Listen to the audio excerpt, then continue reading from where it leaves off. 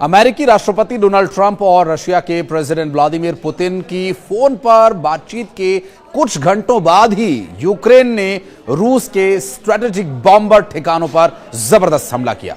जी हां, नमस्कार, मैं हूं आशीष त्रिपाठी आपके साथ। ये खबर इसी वीडियो में अंत तक आपको ये समझाने की कोशिश करेंगे कि क्या वाकई जो शांति की बातें चल रही हैं, जो युद्ध विराम की बातें चल रही हैं, उस ओर उठाए जा रहे कदम का कोई असर हुआ भी या नहीं। क्योंकि इस हमले के बाद रूस के एंगेल्स रणनीतिक बम वर्षक अड्डे को भी भारी नुकसान पहुंचा और इसे यूक्रेन का अब तक का सबसे घातक हमला बताया जा रहा है। और इसके चलते युद्ध क्षेत्र से लगभग 700 किलोमीटर दूर स्थित एक एयरबेस पर एक बड़ा विस्फोट हुआ और इस विस्फोट के बाद वहां आग लग गई। एक रिपोर्ट के मुताबिक रूस के रक्षा मंत्रालय ने यह दावा किया कि उनके एयर डिफेंस सिस्टम ने रूसी क्षेत्रों में 132 यूक्रेनी ड्रोन्स को मार गिराया है और एंगेल्स में स्थित जिस रूसी एयरबेस को निशाना बनाया गया उसे सोवियत काल में स्थापित किया गया था। इस एयरबेस पर टुपोलेव Tu-160 परमाणु सक्षम भारी रणनीतिक बमवर्षक विमानों को तैनात किया गया है, जिसे व्हाइट स्वान भी कहा जाता है। और इस व्हाइट स्वान यानी जिस तरह से एक बड़ा भारी भरकम बमवर्षक होना चाहिए, उसी तरह की कैपेबिलिटीज इसके पास है। Tu-160 रूस के सबसे आधुनिक परमाणु बमवर्षक विमानों में से एक है। इन विमानों की मदद से रूस पहले भी यूक्रेन पर हमले कर चुका है और इस बीच हमले के कई वीडियोस भी वायरल होते रहे, जिसमें विस्फोटकों के साथ आग की उठती हुई लपटें देखी जा रही हैं। वीडियोस में यह भी देखा जा सकता है कि आसमान से धुएं का एक गुबार दिखाई दे रहा है और यूक्रेन ने दिसंबर 2022 के बाद एंगेल्स एयरबेस पर कई हमले किए। जनवरी में यूक्रेन ने बेस की सेवा करने वाले एक तेल डिपो पर भी हमला किया था, जिससे भीषण आग लग गई थी और इस आग को बुझाने में करीब 5 दिन लग गए थे। फिलहाल इस हमले को लेकर यूक्रेन के रक्षा मंत्रालय ने इसकी पुष्टि की है और उसकी फोर्स ने रूस पर एयर स्ट्राइक की है। कई विस्फोट किए गए जिसमें सामरिक ठिकानों को निशाना बनाया गया। इतना ही नहीं, रूस ने भी जवाब देने का दावा किया है। रूस के रक्षा मंत्रालय ने कहा कि उनकी एयरफोर्स ने रूसी क्षेत्र में आए 132 ड्रोन्स को मार गिराया और यह ड्रोन हमला रूसी प्रेसिडेंट व्लादिमीर पुतिन द्वारा बिना शर्त 30 दिन के सीज फायर को ठुकराने के बाद हुआ। जबकि इससे पहले ही शांति और समझौते की बातें चल रही थी, युद्ध विराम की बातें चल रही थी।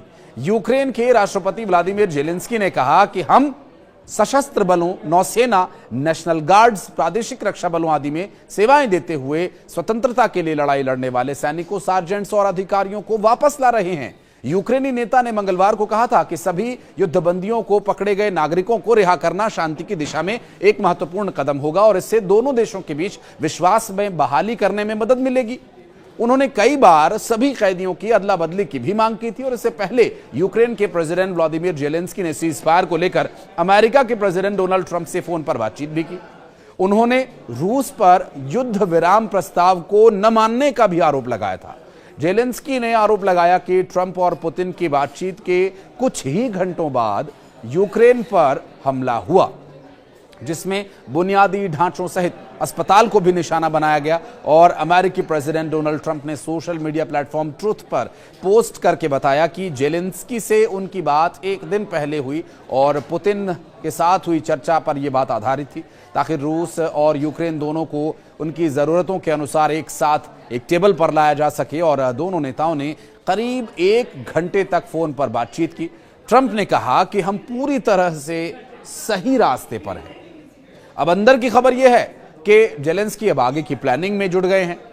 व्हाइट हाउस के राष्ट्रीय सुरक्षा सलाहकार माइक वॉल्ट्ज ने सोशल मीडिया पर यह घोषणा की कि आने वाले दिनों में अमेरिका और रूस के अधिकारी सऊदी अरब के रियाद में मिलेंगे और फिर सीज फायर लागू करने पर चर्चा होगी।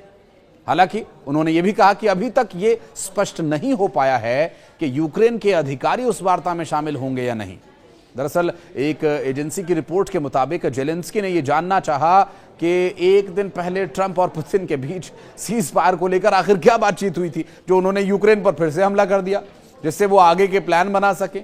इस पर बात करते हुए पुतिन ने यह भी साफ किया कि अगर यूक्रेन के सहयोगी उसे खुफिया सहायता देना बंद नहीं करेंगे तो भी यह युद्ध इसी तरह से जारी रहेगा। और माना यह भी जा रहा है कि युद्ध खत्म होना चाहिए, हर कोई प्रयास कर रहा है, दुनिया में हर कोई यही चाहता है, भारत की भी यही भूमिका रही है। और जिस तरह से प्रधानमंत्री नरेंद्र मोदी ने डोनाल्ड ट्रंप से बातचीत के दौरान यह भी कहा था कि भारत पर जो आरोप लगते हैं कि भारत जो न्यूट्रल रहता है, भारत न्यूट्रल नहीं है, भारत शांति के पक्ष में है, भारत का पक्ष है शांति, और उसी को स्थापित करने के लिए तमाम प्रयास हो रहे हैं, जबकि ये हमले उस शांति के प्रयास में कहीं ना कहीं बाधा बन रहे हैं।